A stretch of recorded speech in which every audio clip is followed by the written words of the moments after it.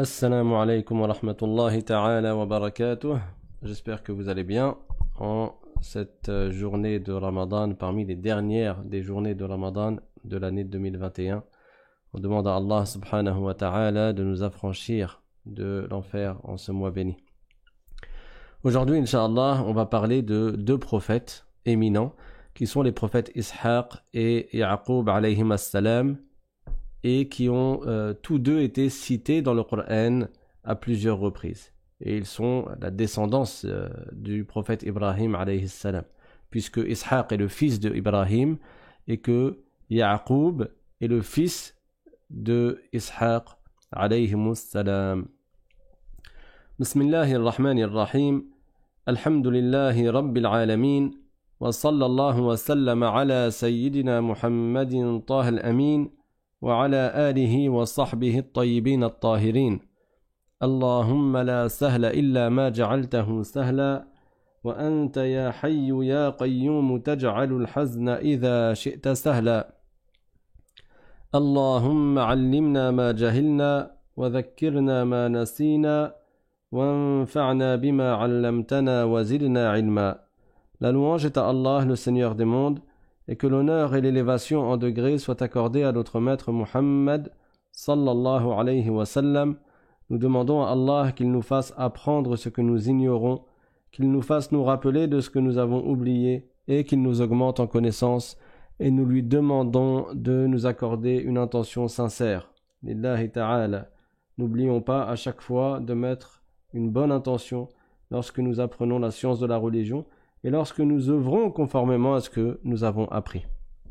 Donc, avant de commencer à parler du prophète Ishaq alayhi salam, on va faire un petit flashback, un retour en arrière, lorsque les anges Jibril alayhi salam, Israfil et Mikaïl sont partis pour anéantir le peuple du prophète Lot alayhi salam. Vous vous rappelez de cette histoire?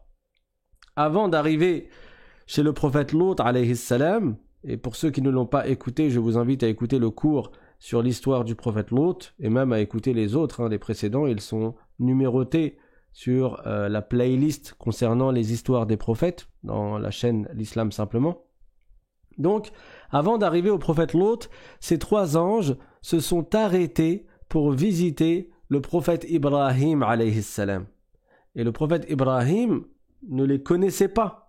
Il ne les a pas reconnus, puisqu'ils étaient venus sous l'apparence de très beaux hommes, et bien sûr, sans l'appareil génital, puisque les anges, s'ils prennent l'apparence d'un homme, ce sera sans l'appareil génital, puisqu'ils ne sont ni des mâles, ni des femelles. Et à ce propos, Allah Ta'ala dit dans le Coran, « Hal ataka hadithu dayfi Ibrahim al-mukramin »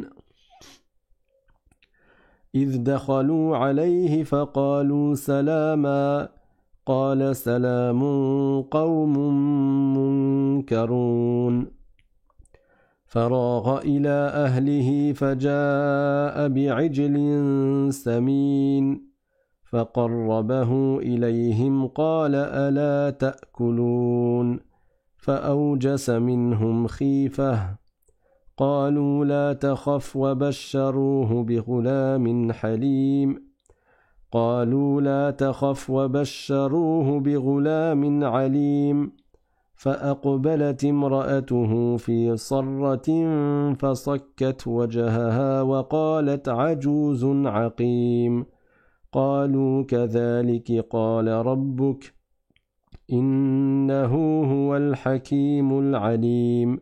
Dans ces versets, cet épisode-là de la vie des prophètes est raconté. Alors Allah Ta'ala dit dans le sens Hal ataka hadithu dayfi Ibrahim al-mukramin.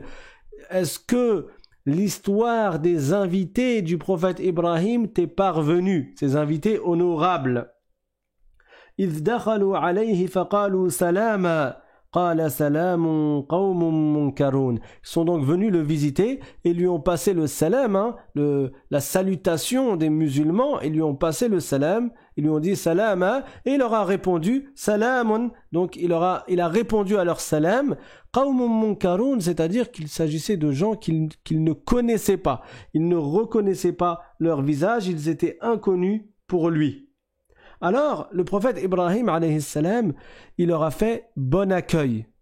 Et il est très important d'être généreux et accueillant avec ses invités. D'ailleurs, à ce propos, le prophète sallallahu alayhi wa sallam a dit dans un hadith « Man kana yu'minu billahi wal yawmil akhir falyukrim dayfah » c'est-à-dire celui qui est croyant, celui qui a cru en Allah et au jour dernier, qu'il honore ses invités. Et le prophète Ibrahim alayhi salam a honoré ses invités comme cela est cité dans le Coran. فَرَاغَ إِلَى أَهْلِهِ فَجَاءَ بِعِجْلٍ سَمِينٍ.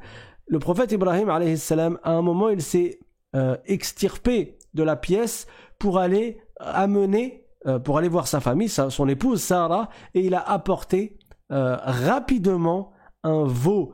Et Allah a dit dans le Coran que ce veau était grassouillé, bi'ijlin samin. Il leur a pas donné quelque chose de peu, quelque chose n'ayant pas de valeur, mais il leur a donné ce qu'il avait de mieux dans son troupeau. Donc, il était mechoui, il était grillé, il leur a apporté de façon rapide, et ça nous montre la bonne éducation et la bienséance à avoir avec ses invités. Et cette bienséance-là, on peut l'observer à travers ces versets du Coran. Premièrement, il les a bien accueillis. Deuxièmement, il leur a rapporté à manger. Il leur a pas demandé leur avis pour leur apporter à manger. Et c'est ainsi que sont les musulmans. Et d'où les musulmans ont reçu cette éducation-là et ces mœurs. Ils proviennent des prophètes, alayhimus salatu wassalam. Quand tu as des invités, tu leur demandes pas vous mangez ici ce soir? Ça n'existe pas chez nous. Le musulman, il ramène à manger, il apporte à manger sans demander à l'autre, en attendant que l'autre, c'est comme si l'autre, en fait, il allait demander en étant bas, en étant inférieur, comme s'il quémandait en disant oui, je veux bien rester pour manger. Non, tu ne le mets pas dans cette position-là où il se sent comme celui qui demande ou celui qui attend de la part de l'autre une bonté et une générosité. Immédiatement, tu lui ramènes à manger, tu lui apportes et tu ne lui demandes pas son avis. C'est comme ça qu'il convient d'agir et c'est de cela qu'est tirée la culture musulmane dans les pays musulmans. C'est dû à l'enseignement des prophètes alayhimus salatu wassalam. Donc, il est parti rapidement de sorte à ce qu'ils n'attendent pas les anges. Ils ne savaient pas que c'était des anges, de sorte à ce qu'ils n'attendent pas beaucoup. Il leur a ramené parmi sa meilleure nourriture, donc un veau qui était bien gras. Allah Ta'ala dit dans le Coran, فَقَرَّبَهُ إِلَيْهِمْ قَالَ أَلَا تَأْكُلُونَ. Autre enseignement de la bienséance avec tes invités. Il ne leur a pas imposé de manière stricte, comme certains font parfois chez nous. Non, tu manges, mangez. Zama bisif alaykoum. Tu vas manger, et il y en a, ils vont même jusqu'à jurer par Allah et forcer de sorte à ce que l'autre il soit sous une pression de devoir manger. Non, il leur a dit avec douceur. Il leur a proposé avec élégance et avec douceur, de sorte à ce que ses invités ne ressentent pas de pression. فَقَرَّبَهُ إِلَيْهِمْ. Premièrement, il leur a pas dit venez manger, approchez-vous du repas. C'est lui qui a approché le repas de ses invités et il leur a dit أَلَا تَأْكُلُونَ. أَلَا, c'est un terme qui indique le ta'rid et pas le tahdid, c'est-à-dire la proposition de manière douce et gentille et pas le coup de pression et le forcing. Non, il leur a proposé gentiment, après leur avoir apporté à manger, et après l'avoir rapproché d'eux, de sorte à ce qu'il n'ait pas à faire le déplacement vers la nourriture, il leur a dit, comme une phrase, comme si en français on disait par exemple, voulez-vous bien manger ou voulez-vous bien vous mettre à table de cette manière qui est douce et qui est gentille, qui ne met pas de pression. Sauf que les anges, ils ne mangent pas, ils ne boivent pas, ils ne se reproduisent pas, ils ne sont ni des mâles ni des femelles. Les anges sont des créatures d'Allah qui ont été créées à partir de lumière. Ils ne se fatiguent pas, ils passent leur temps à faire des adorations, à obéir à Allah. Donc ils n'ont pas besoin de manger ou de boire. Allah a fait que les anges ne mangent pas et ne boivent pas. Et par conséquent, ils n'ont pas approché leurs mains. Ils n'ont pas approché leurs mains pour consommer, pour manger. Alors Ibrahim alayhi salam, il s'est mis à se méfier d'eux. Pourquoi ?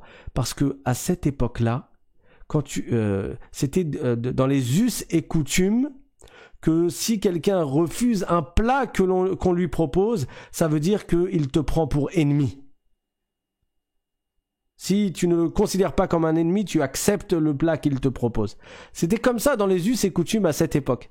Donc quand ils ont refusé le plat, ils n'ont pas mangé. Ibrahim alayhi salam, awjasa minhum khifa, il s'est méfié d'eux. Parce que ça représentait comme une menace pour lui. Parce qu'il ne savait pas qu'ils étaient des anges. Et c'est pour cela qu'Allah Ta'ala dit فَأَوْجَسَ مِنْهُمْ خِيفَةً قَالُوا لَا تَخَفْ وَبَشَّرُوهُ بِغُلَامٍ عَلِيمٍ. Donc, il a été comme inquiété, et il s'est méfié d'eux, et ils lui ont dit « N'aie pas peur ». Ils lui ont dit « La takhaf ». وَبَشَّرُوهُ بِغُلَامٍ عَلِيمٍ. Et ils lui ont annoncé la bonne nouvelle qu'il allait avoir un enfant. Et c'est pour ça que j'ai fait cette introduction, c'est à partir de là que le prophète Ibrahim alayhi salam a su qu'il allait avoir un deuxième fils qui est Ishaq alayhi salam. Et pas seulement, comme cela est cité dans un autre verset du Coran, Allah Ta'ala dit وَامْرَأَتُهُ قَائِمَةٌ فَضَحِكَتْ فَبَشَّرْنَاهَا بِإِسْحَاقَ وَمِنْ وَرَاءِ إِسْحَاقَ يَعْقُوبَ. C'est-à-dire que quand les anges, ils ont annoncé au prophète Ibrahim alayhi salam que c'était des anges, donc ne t'inquiète pas, nous sommes des anges, donc c'est pour cela que nous ne mangeons pas et nous ne buvons pas, alors ils lui ont dit, on est là parce qu'on est sur le chemin pour aller anéantir le peuple de Lot alayhi salam. Et à ce moment-là, Sarah, qui était la femme d'Ibrahim, elle a entendu et elle a souri. Pourquoi ? Parce qu'elle était contente que le prophète Lot alayhi salam soit débarrassé de ce peuple qui commettait ces actes immondes et ces actes abominables. Alors elle a souri. فضحكت فبشرناها بإسحاق ومن وراء إسحاق يعقوب. Alors nous lui avons annoncé la bonne nouvelle de l'arrivée d'un fils qui est Ishaq et de l'arrivée du fils de Ishaq qui sera Yaqub. Donc elle a eu la bonne nouvelle qu'elle allait avoir une descendance, non seulement un fils, mais également un petit-fils.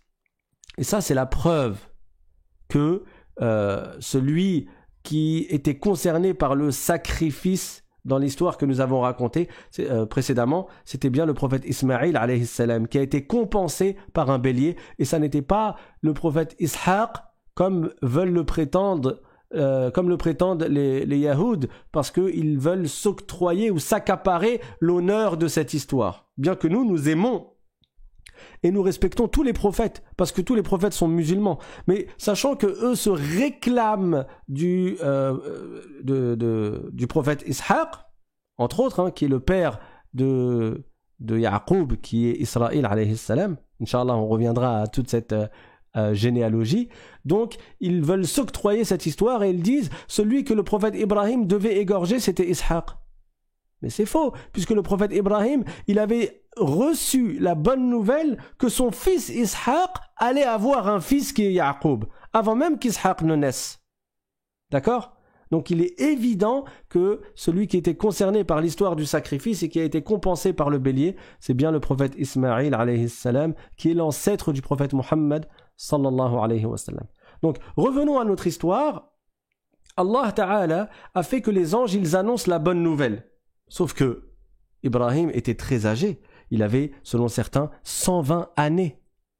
Ismaïl, son fils Ismaïl, il était déjà grand. Il était déjà adulte. Ibrahim alayhi salam, il avait 120 ans et sa femme Sarah, elle avait 90 ans. C'est pour cela que elle a répondu ce qui est cité dans le Coran. قالت يا ويلتى أألد وأنا عجوز أألد وأنا عجوز وهذا بعلي شيخا إن هذا لشيء عجيب. Elle a dit une expression ya waylata, c'est une expression que l'on dit par surprise. C'est pas un doua qu'elle fait sur elle-même, contre elle-même, mais c'est une expression qu'elle dit par surprise. Et elle a dit, est-ce que je vais avoir un enfant alors que je suis une femme âgée et que mon mari est un homme âgé aussi?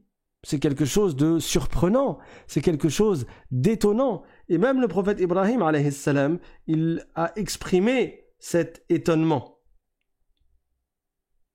Il a dit, comme c'est cité dans un verset du Coran, قال أبشرتموني على أن مسني الكبر فبم تبشرون قالوا بشرناك بالحق فلا تكن من القانطين. Donc il leur a dit, vous êtes en train de m'annoncer une nouvelle, une telle nouvelle, alors que je suis un homme très âgé. Il avait 120 ans et elle avait 90 ans, radiyallahu anha. Donc, ils lui ont dit, c'est ce qu'Allah Ta'ala a voulu, et Allah Ta'ala, il crée toutes choses selon une sagesse. Comme cela est cité dans le Coran. أَتَعْجَبِينَ مِنْ أَمْرِ اللَّهِ رَحْمَةُ اللَّهِ وَبَرَكَاتُهُ عَلَيْكُمْ أَهْلَ الْبَيْتِ إِنَّهُ حَمِيدٌ مَجِيدٌ. Donc, ils lui ont dit, mais tu es étonné de quoi? Tu es étonné d'une chose qu'Allah Ta'ala a voulu. C'est Allah Ta'ala qui a voulu cela. Donc, ne sois pas étonné. Et dans un autre verset, Allah Ta'ala a dit فَأَقْبَلَتِ امْرَأَتُهُ فِي صَرَّةٍ فَصَكَّتْ وَجْهَهَا وَقَالَتْ عَجُوزٌ عَقِيمٌ قَالُوا كَذَلِكِ قَالَ رَبُّكَ إِنَّهُ هُوَ الْحَكِيمُ الْعَلِيمُ. Donc, quand elle s'est approchée, quand elle a entendu cela, après qu'elle a souri, quand elle a entendu que le peuple de Lot allait être exterminé, elle a souri, et c'est là où ils lui ont annoncé la bonne nouvelle. Alors, elle s'est approchée et elle s'est comme tapée, sans se faire mal, mais taper le visage, comme quand tu exprimes un étonnement, quand certaines personnes, et notamment chez les femmes, ça existe souvent, quand elle veut exprimer son étonnement, elle va frapper son visage pour exprimer son étonnement, sans frapper fort. Elle n'est pas en train de se faire mal, mais c'est une expression qui indique le choc, qui indique la surprise. Elle s'est donc comme donné une petite claque, une petite tapote au visage, et elle a dit, mais je suis une femme âgée et je suis stérile, puisque toute sa vie elle n'a pas réussi à avoir d'enfant. Alors ils lui ont dit, كَذَلِكِ قَالَ رَبُّكَ, c'est ainsi qu'Allah Ta'ala a décrété. Donc tu vas avoir un enfant, et Allah il crée toutes choses avec une sagesse, et Allah Ta'ala il est Al-Hakim. Il crée toutes choses avec une sagesse. Et il est Al-Alim, il sait toutes choses. Et après, ils lui ont dit, du coup, Ibrahim, quand il a su cette bonne nouvelle, il leur a dit, mais vous allez exterminer le peuple de Lot, alors qu'il y a dedans probablement 100 personnes qui sont croyantes. Et les anges, ils ont dit non, il n'y a pas 100 personnes qui sont croyantes et qui ont cru au prophète Lot. Il leur a dit, peut-être 50. Ils ont dit non. Et il s'est mis à descendre en nombre, et à chaque fois il disait non, il n'y en a même pas autant qui sont croyants, il n'y en a même pas autant qui ont cru au prophète Lot.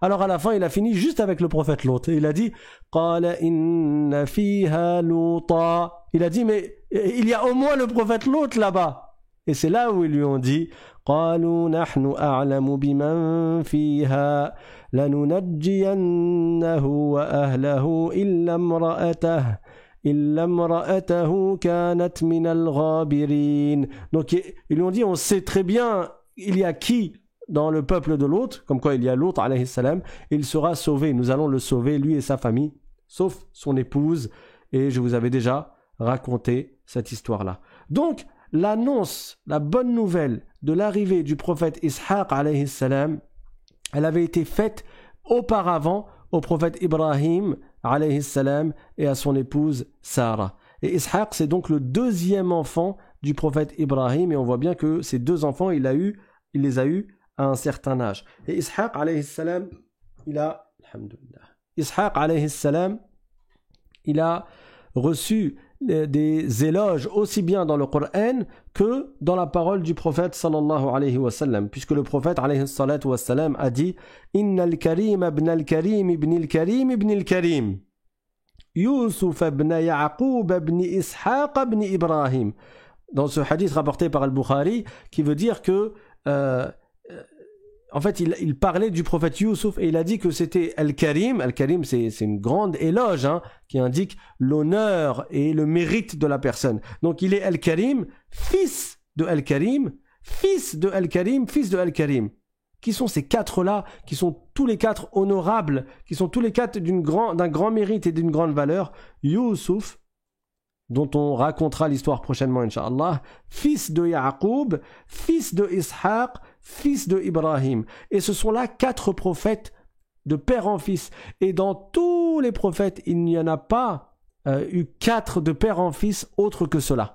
Il y a déjà eu un père avec son fils, comme Daoud et son fils Sulaiman, alayhim as-salam, ou bien Zachariah et son fils Yahya, alayhim as-salam, mais il n'y a pas eu 4 d'affilée, si ce n'est ces 4-là. Ibrahim, qui est le père de Ishaq, qui est le père de Ya'qub, qui est le père de Youssouf, alayhim salatu wassalam. Ishaq, il a reçu un conseil de la part de son père. C'était qui le père de Ishaq? Ibrahim, alayhi salam. Donc Ishaq, il a reçu quel conseil? Son père Ibrahim lui a dit, ne te marie pas avec une femme qui n'est pas de ta famille. Donc il lui a dit de se marier, il lui a recommandé de se marier avec une proche parente. Et il s'est marié avec une de ses cousines qui s'appelait Rifqa. En français, il l'appelle Rebecca. C'était sa cousine et c'était son épouse. Et Rifqa, Rebecca, elle était elle aussi stérile. Alors Ishaq alayhi salam a invoqué Allah pour qu'il lui accorde des enfants, et Allah Ta'ala lui a exaucé son invocation. Il a donc eu 2 enfants avec cette femme qui était à l'origine stérile, et il a eu Ya'qub et Al-Is, Ésaü et Jacob. Et ces 2-là, c'était des frères jumeaux. Ésaü et Jacob, Al-Is et Ya'qub, c'était des frères jumeaux. Mais Allah a fait que Ya'qub soit un prophète, et Ya'qub était donc le fils de Ya'qub était le fils de Ishaq alayhi as-salam. Et Ishaq a vécu longtemps. Il a vécu, selon ce qu'ont dit certains savants, 180 ans. 180 ans. Et il est mort à Hébron, dans la même ville que son père, le prophète Ibrahim alayhi salam, que nous les musulmans on appelle Al-Khalil, Madinatul Khalil, la ville du prophète Al-Khalil. Parce que le prophète Ibrahim était surnommé Khalilullah, il était surnommé Al-Khalil. Et ces 2 enfants qui étaient Al-Is et Ya'qub, ils ont enterré leur père, donc le prophète Ya'qub et son frère Ésaü, Al-Is, ils ont tous les 2 enterré leur père Ishaq à côté de son père à lui, du prophète Ibrahim alayhi salam, dans une grotte, donc en Palestine. Une grotte qui est connue. Il faut faire attention concernant l'histoire du prophète Ishaq alayhi salam à certaines anecdotes qui sont parfois inventées par notamment les gens du livre et qui attribuent à des prophètes des choses qu'il n'est pas permis de leur attribuer. Je vous rappelle que les prophètes sont les meilleurs des créatures. Les prophètes, Allah les a dotés des meilleures qualités et les prophètes ne mentent jamais. Les prophètes ne tombent jamais dans la fornication. Ils ne sont même pas tentés de tomber dans la fornication. Les prophètes ne trahissent jamais. Ils ont vraiment les meilleures des qualités que puissent avoir des êtres humains. Et dans les livres falsifiés des gens du livre, des Yahoud, entre autres, il est raconté une histoire qui est mensongère. Et cette histoire prétend que le prophète Ishaq préférait son enfant Al-Is et que sa femme Rifqa, Rebecca, elle préférait elle son fils Ya'qub, Jacob. Cette histoire-là, elle est inventée. D'accord? Et ils disent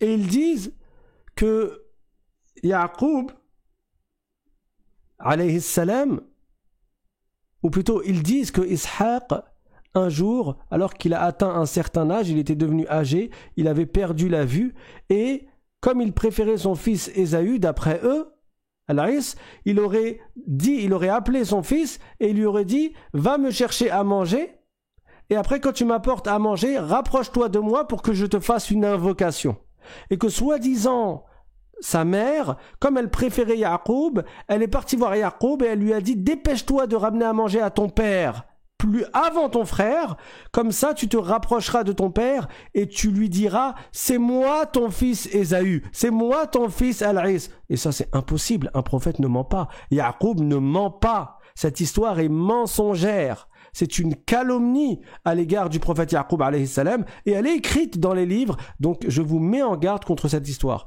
Et ensuite ils disent que Yaqub est arrivé avec une chèvre, il l'a rapproché de son père Ishaq et qu'il lui a dit c'est moi Al-Is, donc qu'il aurait soi-disant menti et que du coup Ishaq aurait fait une invocation pour que dans sa descendance il y ait des prophètes et des rois, et que ce serait pour cela que dans la descendance du prophète Yaqub, il y a effectivement eu des prophètes et des rois. Cette histoire est mensongère. Il ne faut pas y croire, et du coup ça me permet de vous rappeler que la science de la religion, on ne l'apprend pas en allant bouquiner dans les livres. Les livres sont souvent truffés de mensonges, de calomnies. Et quand bien même un livre serait correct et serait sahih, et qu'il n'y aurait pas des mensonges et des falsifications dedans, qui te dit que tu vas comprendre dans ta lecture ce que l'auteur a visé et ce que l'auteur a voulu?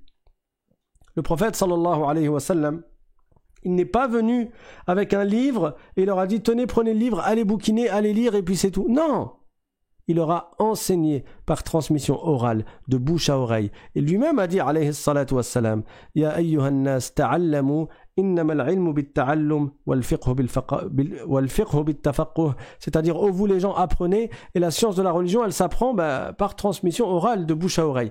Donc c'est très important de faire attention surtout aux livres dont le titre est les histoires des prophètes, ou bien les récits des prophètes, parce que malheureusement il y a beaucoup d'histoires mensongères et des attributions ignobles qui sont faites aux meilleurs des créatures que sont les prophètes et qu'il n'est pas permis de leur attribuer, parce que sinon dans certains cas ça revient à insulter le rang de la prophétie et ça devient donc un blasphème et une opposition à l'islam, une annulation de l'islam. Donc faites bien attention à ce qui est écrit dans certains livres. Du coup, ce qui a été rapporté par contre, c'est que Al-Is a voulu faire du mal et il a menacé son frère Yaqub.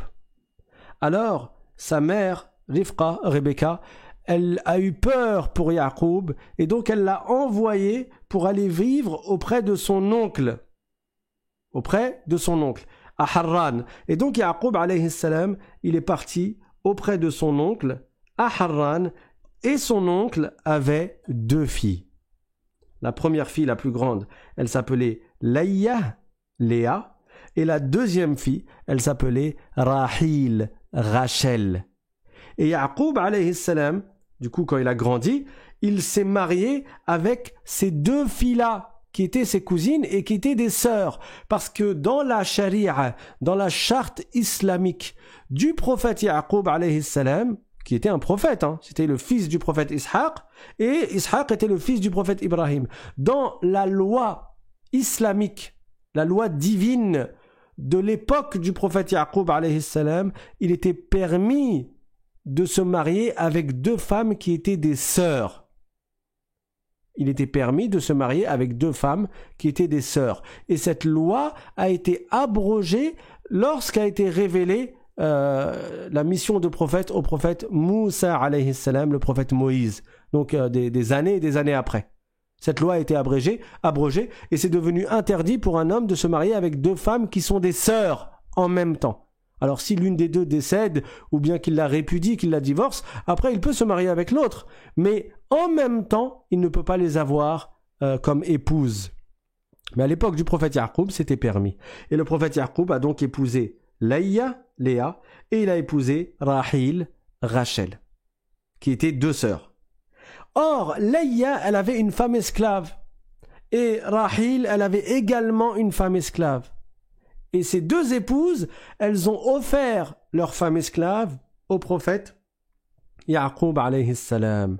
Donc, au final, Ya'qub, le prophète Jacob, il avait deux épouses et il avait deux femmes esclaves. Et dans la loi divine, il est permis d'avoir des relations comme les relations conjugales, aussi bien avec son épouse que avec sa femme esclave.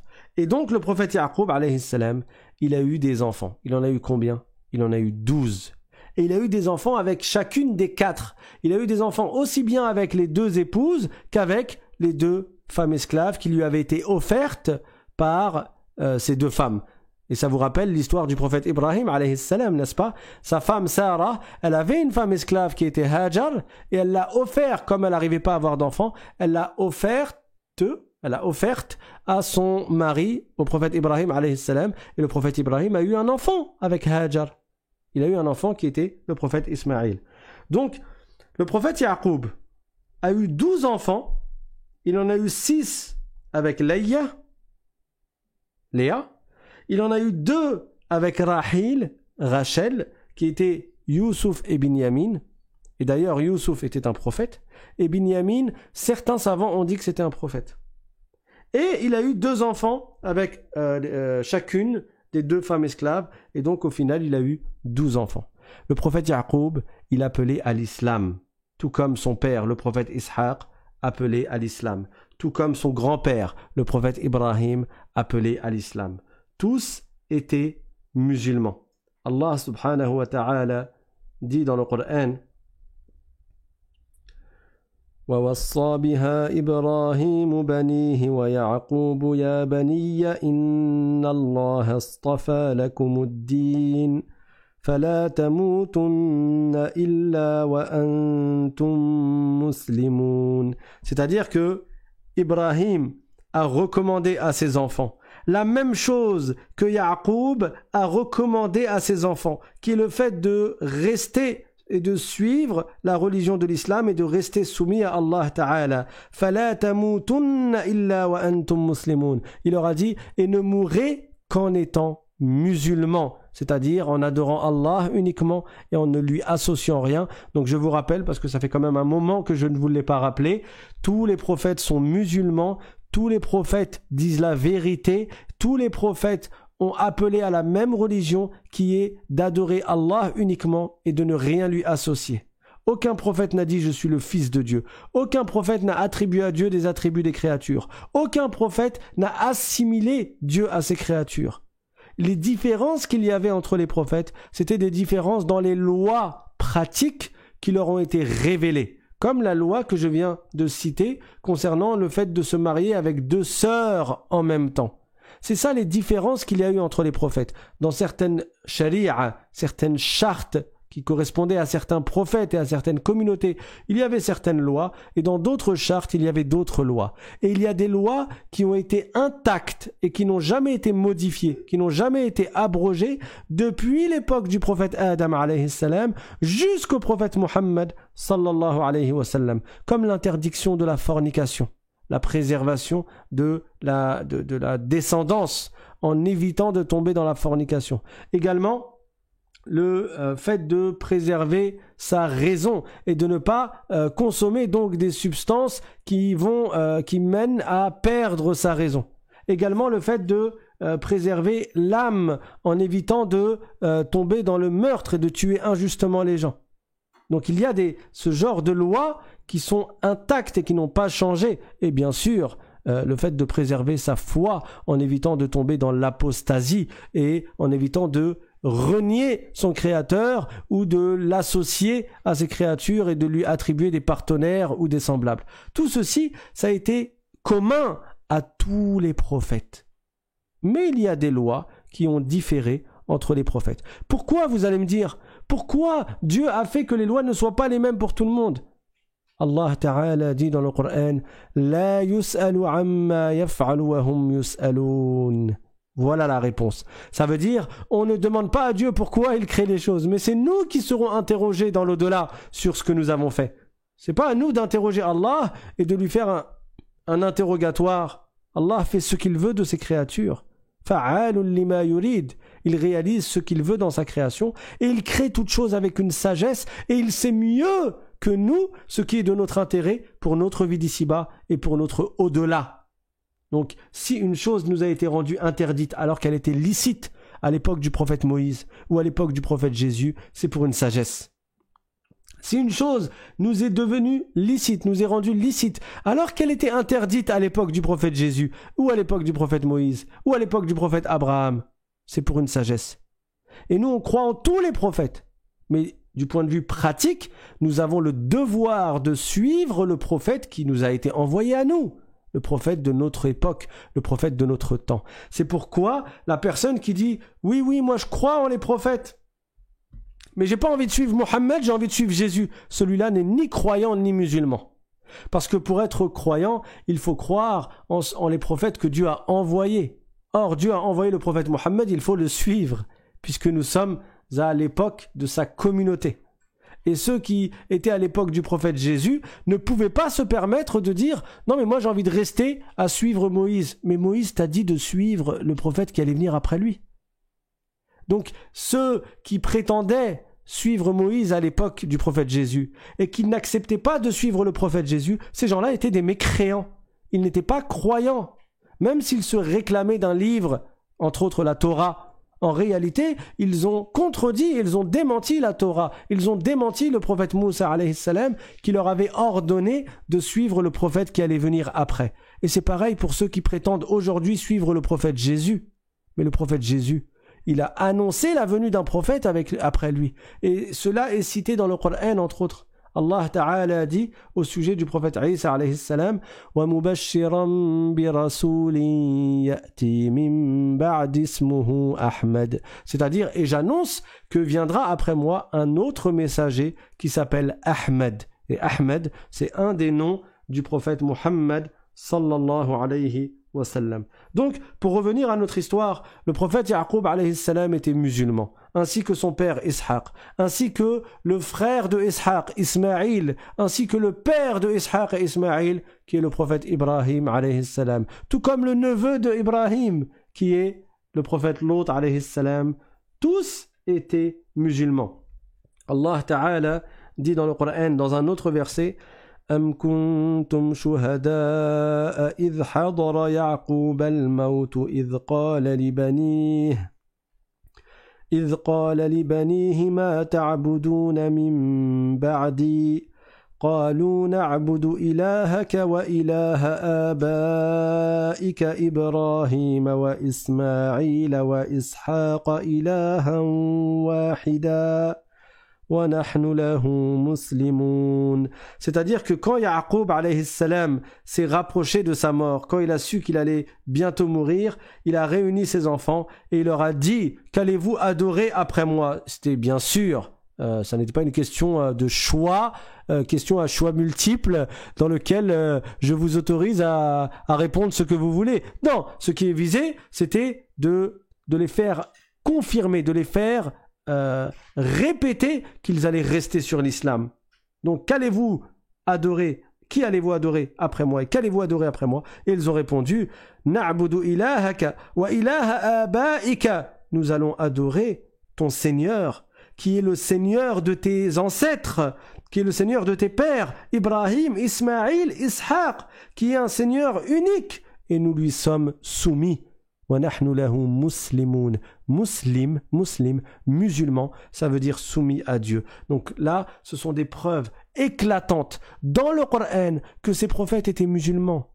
Malheureusement, nous vivons à une époque où l'ignorance s'est tellement propagée, même au sein de la communauté dite musulmane, que certains qui se réclament de l'islam, ils sont tellement loin de la science, ils sont tellement loin de la compréhension, même des fondements de l'islam, qu'ils se mettent à dire oui, les autres prophètes ils avaient des autres religions et l'islam c'est nouveau, l'islam ça date que depuis l'époque du prophète Mohammed. Mais ça c'est extrêmement grave de dire cela. tous les prophètes sont musulmans.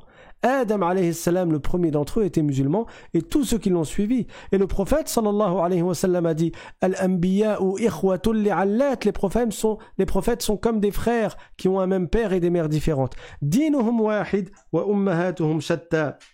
C'est-à-dire que leur religion c'est la même et les lois qui leur ont été révélées sont différentes. Et dans un autre hadith que je vous ai déjà cité mais qu'il est important de rappeler, et le rappel profite aux croyants.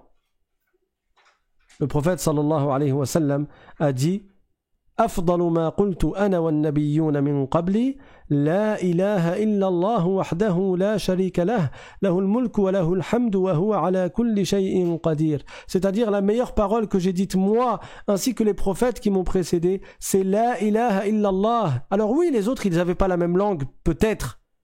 Ils n'avaient pas tous la même langue. Certains parlaient en araméen, d'autres parlaient en hébreu. Mais ils disaient la même chose. La ilaha illallah, il n'y a pas d'autre Dieu hormis Allah. Il n'y a pas d'autre Dieu qu'Allah. Il n'est de Dieu qu'Allah. Wahdahu la sharika lah. Il est unique et il n'a pas d'associé. Donc Jésus n'a jamais dit de croire en la Trinité. Parce que là, c'est le contraire de l'unicité. De dire le Père, le Fils et le Saint-Esprit. Il vise par cela l'ange Gabriel. L'ange Jibril alayhi salam. Ils disent 3 en 1. Elle est où l'unicité là-dedans? Ils disent il est unique et après ils disent il a un fils. Ça n'est pas ça l'unicité.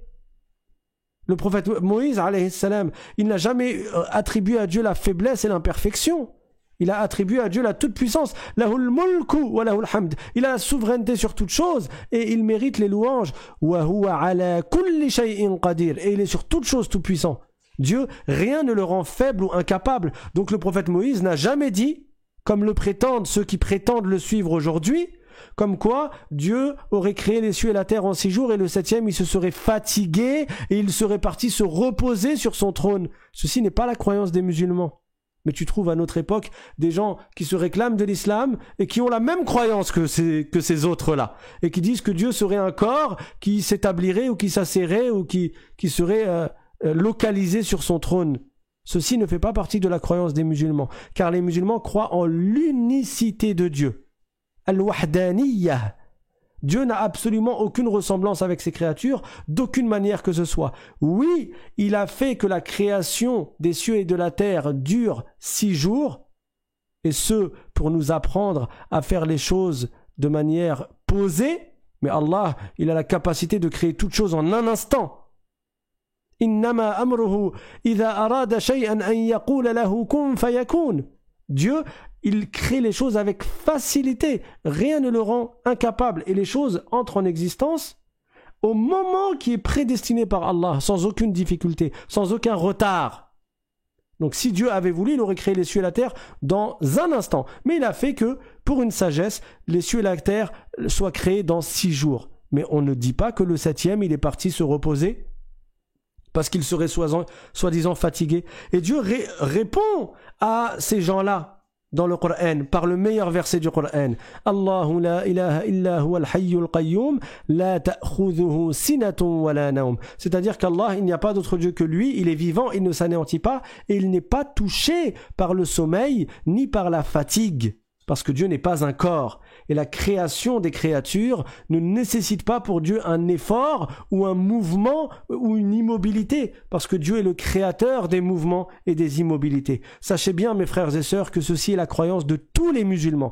Et que quiconque contredit cette croyance aura contredit la foi que le prophète a enseignée et que tous les prophètes ont enseigné. Et il aura donc assimilé Dieu à ses créatures.